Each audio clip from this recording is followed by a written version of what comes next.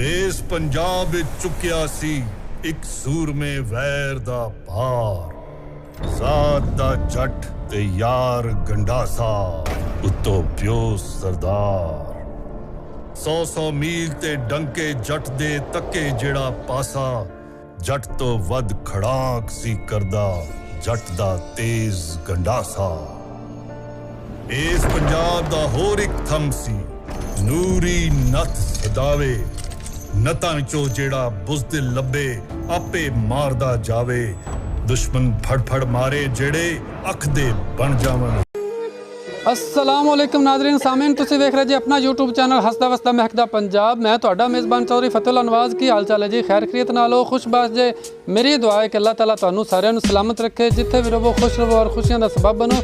अज दी video जनाब मैनू पूरी उम्मीद है कि बहुत ज़बरदस्त होने वाली है। मैं अज मौजूद हाँ डिस्ट्रिक्ट कुकड़ा का इंतहाई पसमानदा इलाका, मसाइल दे नाल घिरिया हुआ इलाका, एक मंडी अहमदाबाद दे विच मौजूद एक नौजवान दे नाल। और नौजवान का जनाब नाम जिहड़ा है मिर्ज़ा शुएब बेग है, साडे नाल जनाब मौजूद है। और कबड्डी का तो प्लेयर है ही, उहदे तो इलावा उहदे बाजुआं दे विच की जनाब जादू है कि जिहदे नाल ओह अपने बाजुआं के जरिए रस्सियां नाल बन के ते जनाब बसां खिच लैंदा, और ट्रैक्टर जिहड़ा वो भी खिच लैंदा, और मोटरसाइकिल नूं अपने हत्थ नाल उपर जिहड़ा उठा लैंदा।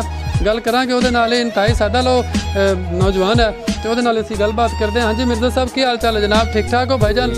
अच्छा यार मिर्ज़ा साहब तुसीं आ दसो कि सारा की कमाल है जनाब, बड़ा तुसीं ट्रैक्टर तक खिच लैंदे जे, इत्थे तो लोगों कोल चलाया नहीं जांदा, ते तुसीं जनाब अपने बाजुआं दे नाल खिचदे फिरदे जे, की कहोगे? बस जी बिस्मिल्लाहिर्रहमानिर्रहीम। ਇਹ ਸਾਡੇ ਦੋਸਤਾਂ ਦੀਆਂ, ਸਾਡੇ ਘਰ ਵਾਲਿਆਂ ਦੀਆਂ ਦੁਆਵਾਂ ਨੇ, ਸਾਨੂੰ ਉਹਨਾਂ ਦਾ ਨਤੀਜਾ ਹੈ। ਤੇ ਮਿਹਨਤ ਜਿਹੜਾ ਇਨਸਾਨ ਮਿਹਨਤ ਕਰਦਾ ਅੱਲਾਹ ਤਾਲਾ ਉਹਨੂੰ ਜ਼ਰੂਰ ਉਹਦਾ ਫਲ ਦਿੰਦਾ ਹੈ। ਬਾਜ਼ਾਰ ਖੇਤਾਂ ਵਿੱਚ ਕੰਮ ਕਰਦੇ ਹੋਏ ਨਜ਼ਰ ਆਏ ਜੇ, ਤੇ ਇਹ ਫਿਰ ਕਿਵੇਂ ਸਾਰਾ ਅਫੋਰਡ ਕਰ ਲੈਂਦੇ ਜੀ?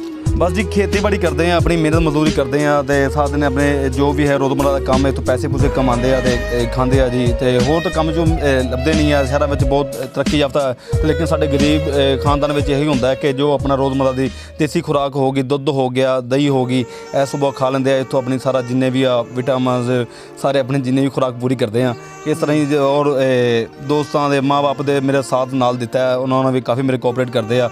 ਇਨਸ਼ਾਅੱਲਾ ਉਹਨਾਂ ਦਾ ਬਹੁਤ ਸ਼ੁਕਰਗੁਜ਼ਾਰ ਹਾਂ मैं उन्होंने दोस्तों सारे का। अस्सलाम वालेकुम सर। वालेकुम सलाम सर, की हाल चाल है जी? ठीक ठाक जी। अच्छा सर, ये बारे तुसी की कहोगे मिर्ज़ा शुएब बारे, और कुछ अपना जरा जेडे नए आने वाले दोस्त हैं उन्होंने जरा कुछ थोड़ा जिहा तारफ की जरूरत नहीं है, बहरहाल फिर भी चलो तुसी जरा थोड़ा जिहा दस दिओ दोस्तों नूं। जी लहिंदे चढ़दे पंजाब दे सारे दर्शकों नूं, सारे व्यूअर्स नूं जी आਇਆਂ ਨੂੰ ਆਖਦੇ ਹਾਂ। ਤੇ ਇਸ ਵੇਲੇ ਅਸੀਂ ਮੰਡੀ ਅਹਿਮਦਾਬਾਦ ਦੇ ਇੱਕ ਪਿੰਡ ਦੇ ਵਿੱਚ, ਇੱਕ ਕਸਬੇ ਦੇ ਵਿੱਚ ਖੜੇ ਹੋਏ ਹਾਂ।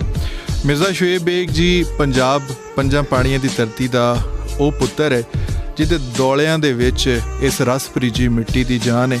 ਉਹਨਾਂ ਮਾਵਾਂ ਦੀ ਲੋਰੀਆਂ ਨੇ ਨੌਜਵਾਨ